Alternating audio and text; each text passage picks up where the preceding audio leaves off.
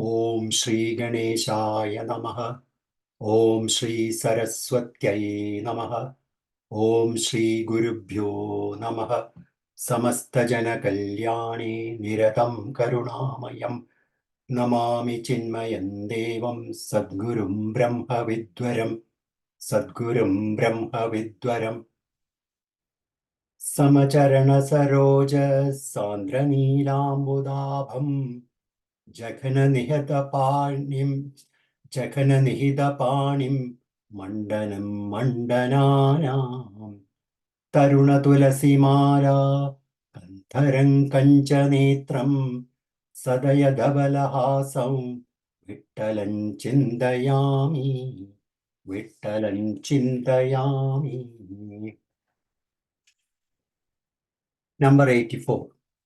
It is that energy known as Paramatman which makes evident the main sign of Maya, and it shows a false sense of entering into the bodies of all beings, which is illusion.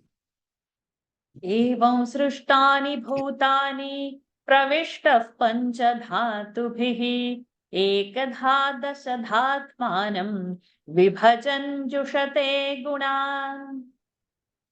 Meaning of the verse: the Atman, having entered the elements already created, divides himself either singly or in 10 ways through the 5 qualities like smell, touch, etc., and uses these qualities. Gunas. Number 4. 85. The Atman created the 5 elements and living beings, and in order to make them able to do their function, he entered them and got himself divided. 86. O king, the Paramatman entered by taking 5 forms in the 5 elements to provoke them to perform their respective actions.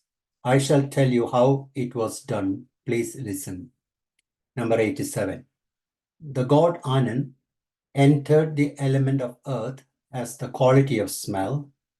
He infused the power of forbearance in her and made her strong enough to bear the weight of all the beings. Number 88. O, the ruler of Mithila city, it is because the god entered into the earth that the earth floats in the great primordial cosmic waters and is not drowned. Number 89.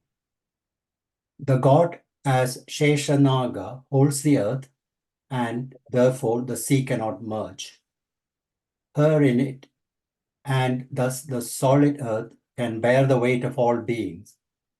Sesha is the symbol of cosmic invisible root matter. Number 90. The god enters into the waters as taste and liquidity and protects the living beings by it. Number 91. See the wonderful power of the god, who is the life of the world. He maintains the liquidity of waters, and therefore the fire cannot evaporate these cosmic waters totally. Number 92. The god Srihari resides in the light as form and luster, therefore eyes of the beings shine. He is also the fire, the heat of hunger in the stomach. Number 93. As Srihari always remains in the Tejas, the light, as its appearance, the universal winds cannot extinguish the light. Number 94. The god has entered into the wind, Vayu, as a sense of touch, and therefore by God's function as pranas, every being remains alive. Number 95. It is the God's quality of touch which maintains the function of Vayu and does not allow the sky to consume wind in its vastness. Number 96. Srihari lives as sound in the element of sky and the quality of space, and therefore the beings can get enough space to be and to move. Number 97. The god Chakrapani entered the sky as sound, and therefore the sky cannot be dissolved in its root cause, which is the Mahat principle. Number 98. If we see the 5 elements and their qualities, we find that they are basically against each other. Each is as if eager to destroy the other. Number 99. Water tries to dissolve the earth in it. Heat tries to dry up water. Wind tries to extinguish fire. And the sky tries to cover up the wind so that the wind dies down within the space. Number 100. However, the god Srihari dwells in each element and, removing their tendency to destroy each other, guides all to exist in smooth coordination among them. 101. In this way, the bodies of various beings formed by collective effect of all the elements, which took various shapes, and God lives in them in the limited life of a jiva. 102.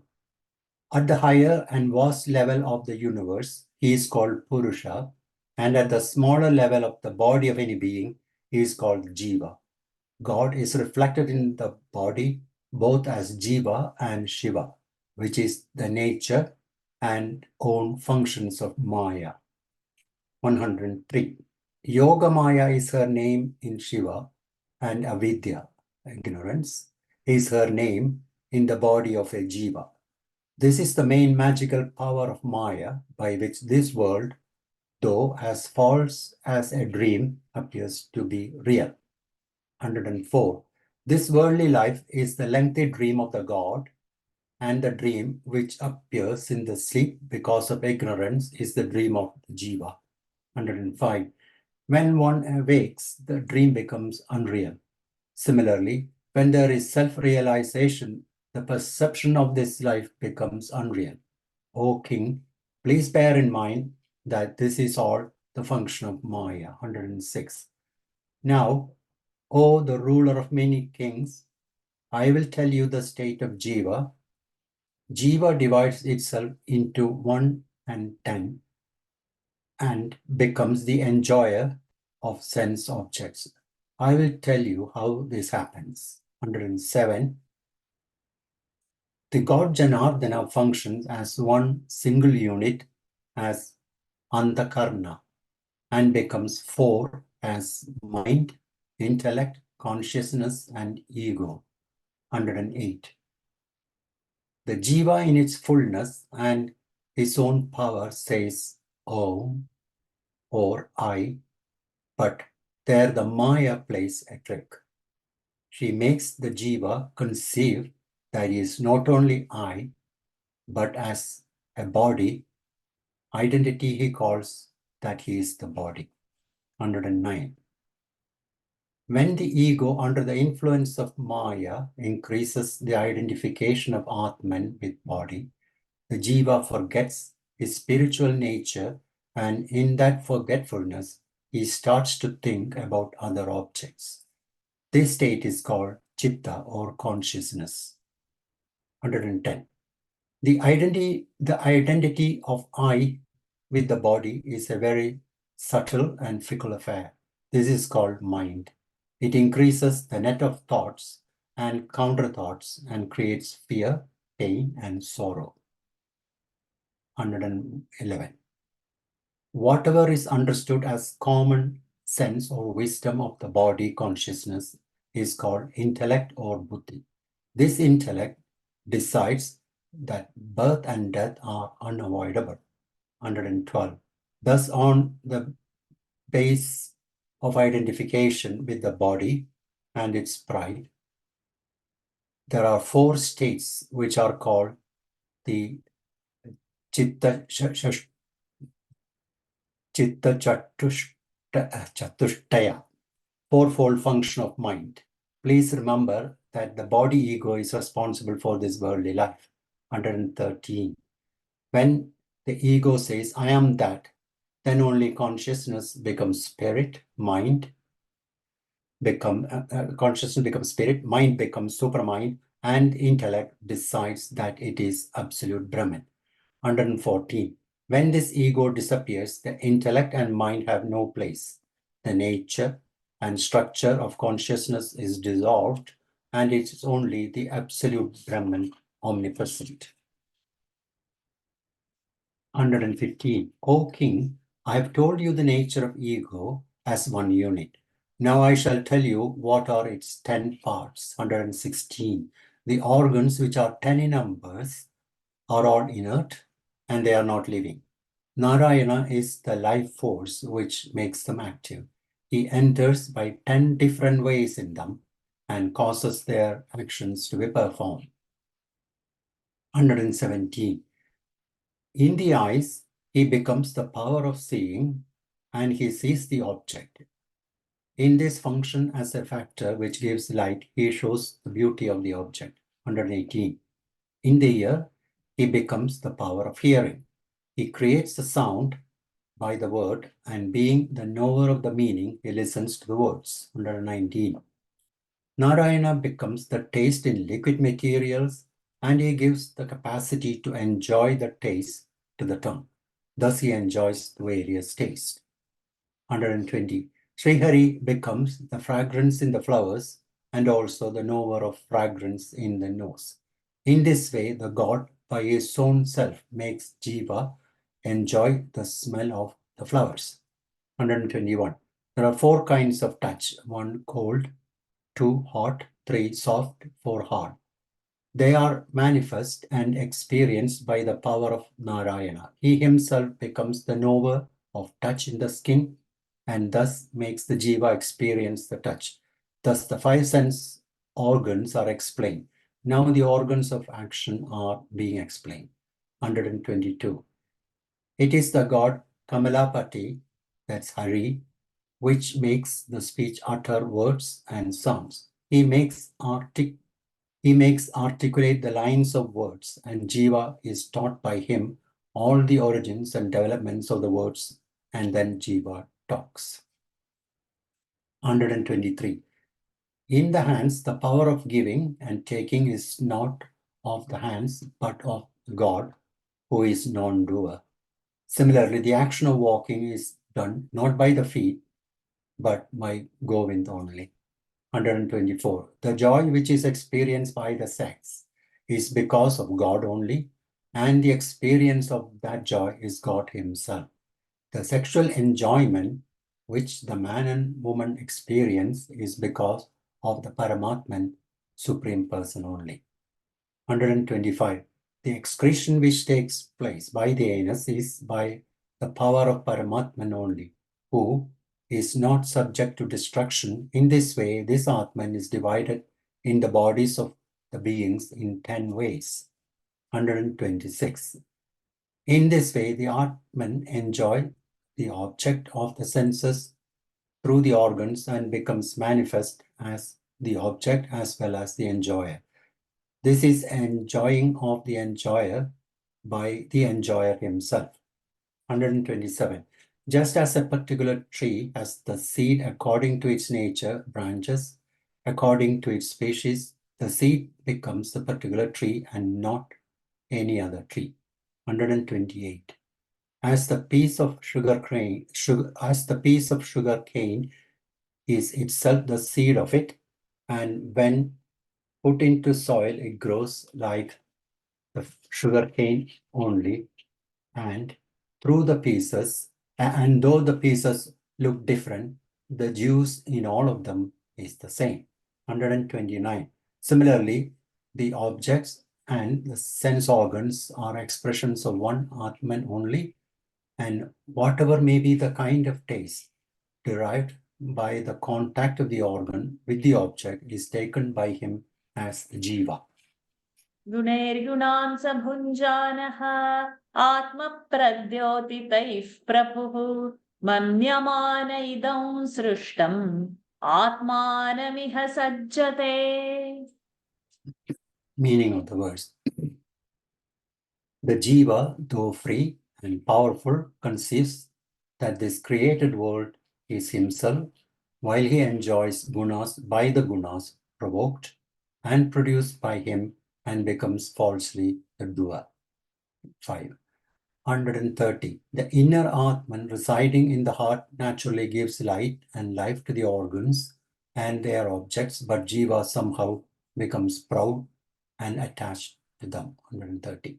131. The jiva says, "Oh, how sweet is this experience.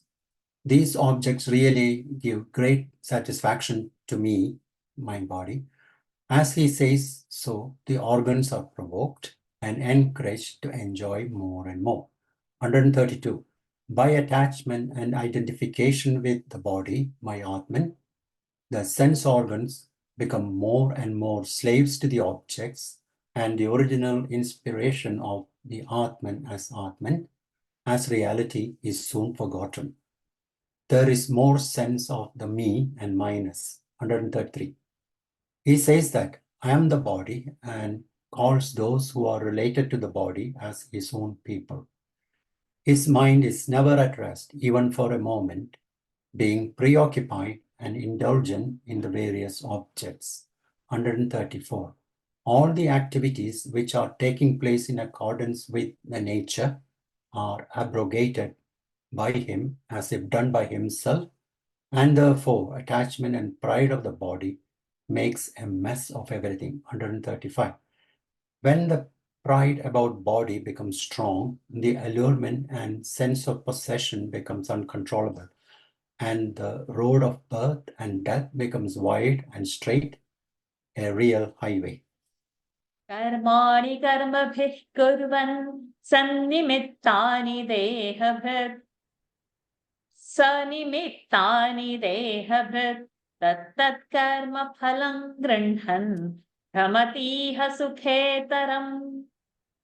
Meaning of the verse: performing actions with the organ of activity prompted by interest and motives, and reaping the good and bad results of his varied past activities, the embodied soul resolves in this whirlpool of mundane existence.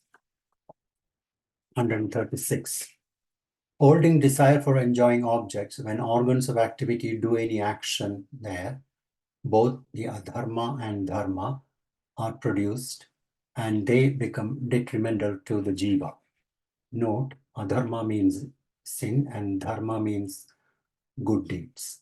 137. When a desired fruit is to be enjoyed, a body suitable for that purpose is required to be born, and from that body again another body is produced because of the succession of various desires, and there are many births and deaths compulsory for that man. 138. Really, any action in which a man is involved, keeping before him the reception of the fruit, it becomes a very dangerous thing. Even to gods, birth becomes necessary and death also follows.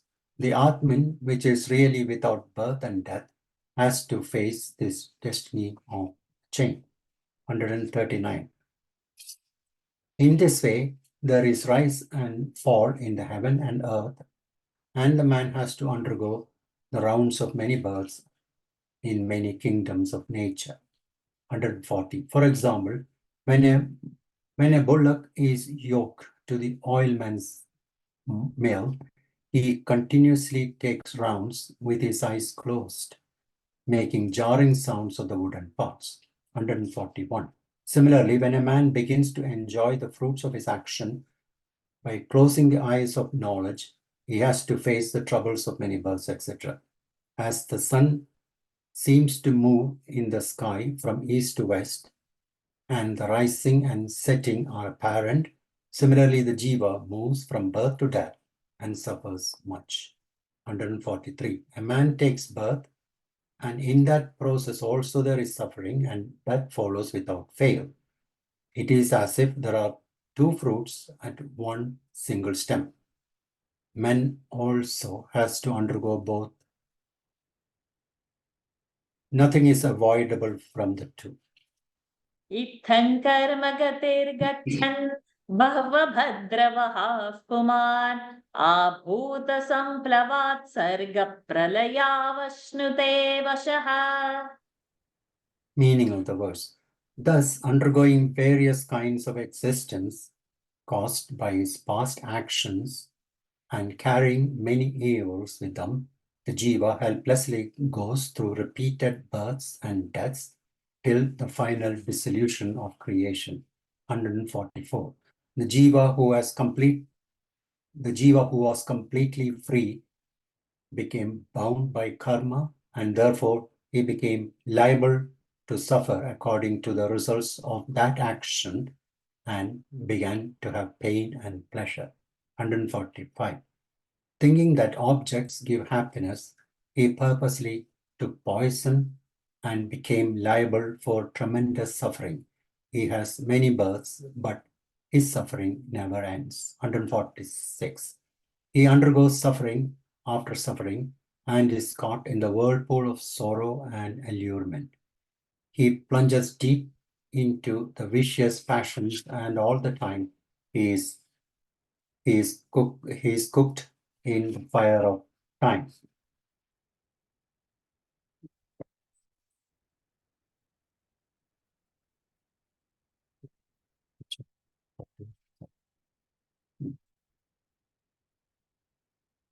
Sorry, 140, 147. Yeah, 147.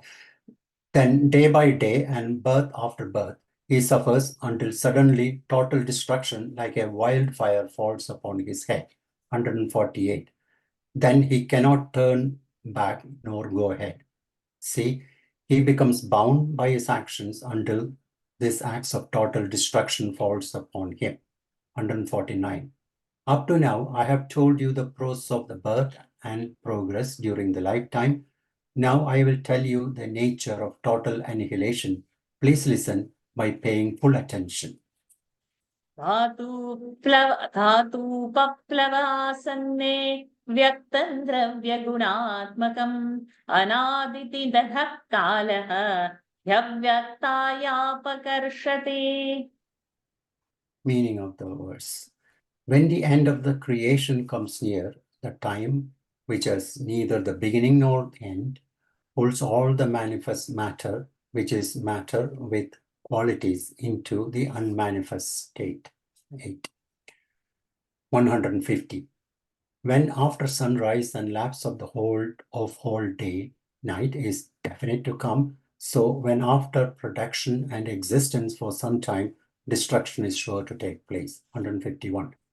When the total dissolution is about to happen, there is tremendous disturbance in the scheme of things, in the eternal time, and the disturbances lead to destruction of all the 5 elements, that is earth, water, fire, wind, and sky.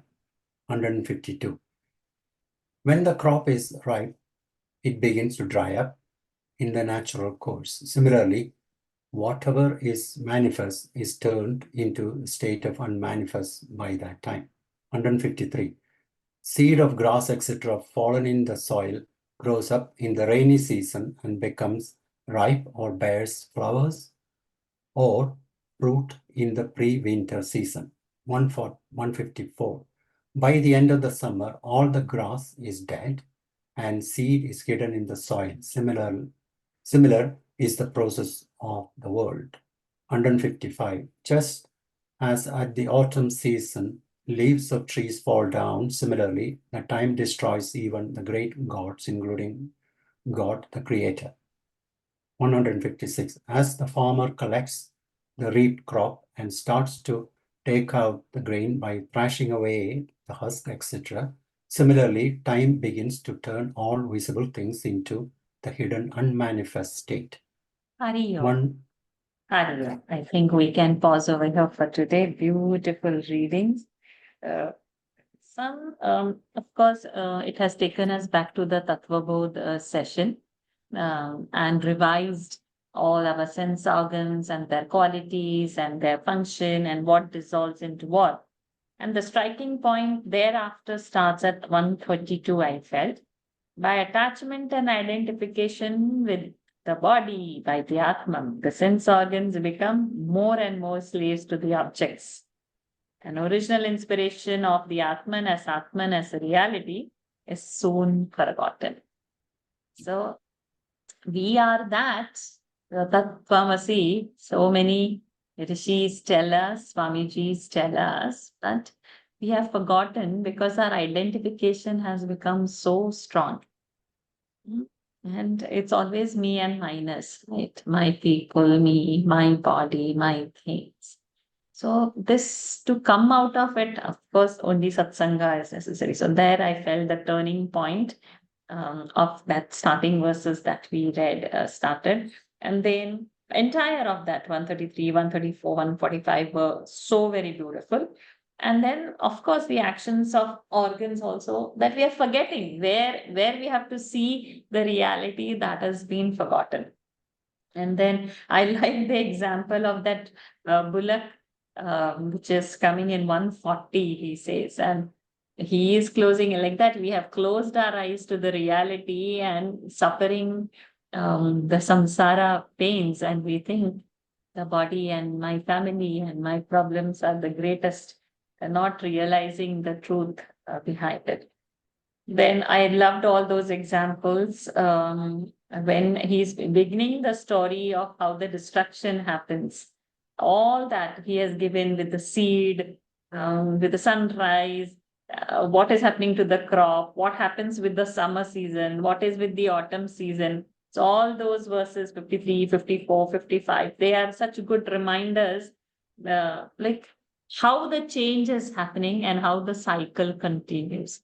So the only way again to come out of the cycle is satsang, more sadhana, and more swadhyaya. I felt beautiful readings today.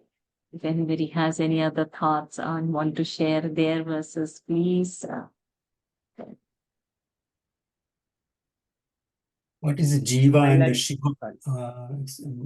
I could understand what is Shiva in the body. What does it represent? Verse Verse 102 is written. 102. Let me just 102. go.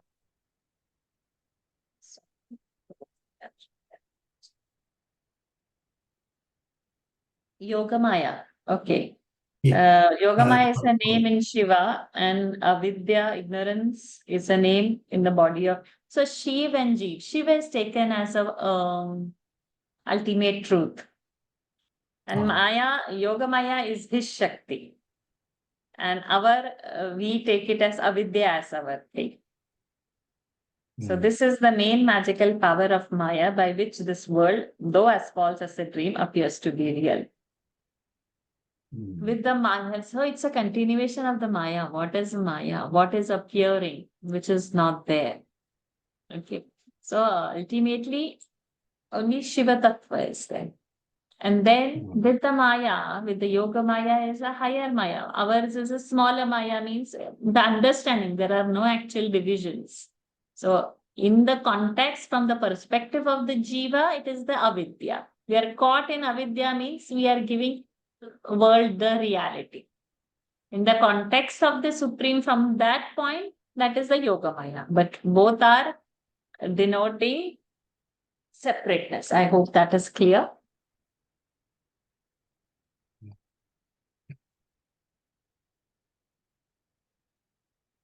Sanjeevji, you were saying something, sorry. I like that that shloka, prompted by desires, the embodied soul revolves in the whirlpool of mundane life. Yes. Yes, even I had felt that. That time he had said it as resolve, but it was revolve. I remember even he was reading that. Very good. Yes. Yeah, what And number it is? Tattva Bodha also very, very nicely explained, like how the Paramatman resides in the five elements, as in the Yes. smell in the earth, taste in water, form in fire, touch in air, and sound in space. Yeah, all that he very clearly explained. Yes, very beautiful that is. So then we can't That miss reminds to me- see. Ji, I Radhakrishnan. was saying that remind me of the Virat Purusha Pragara Varnanam in Narayaniam. Is very beautifully written by Melpathoda Mayapad. Yes, that's very beautiful. Virat Purusha. Dashakam 5. Any more thoughts? And for today, over to you, Radhakrishnan for closing prayers.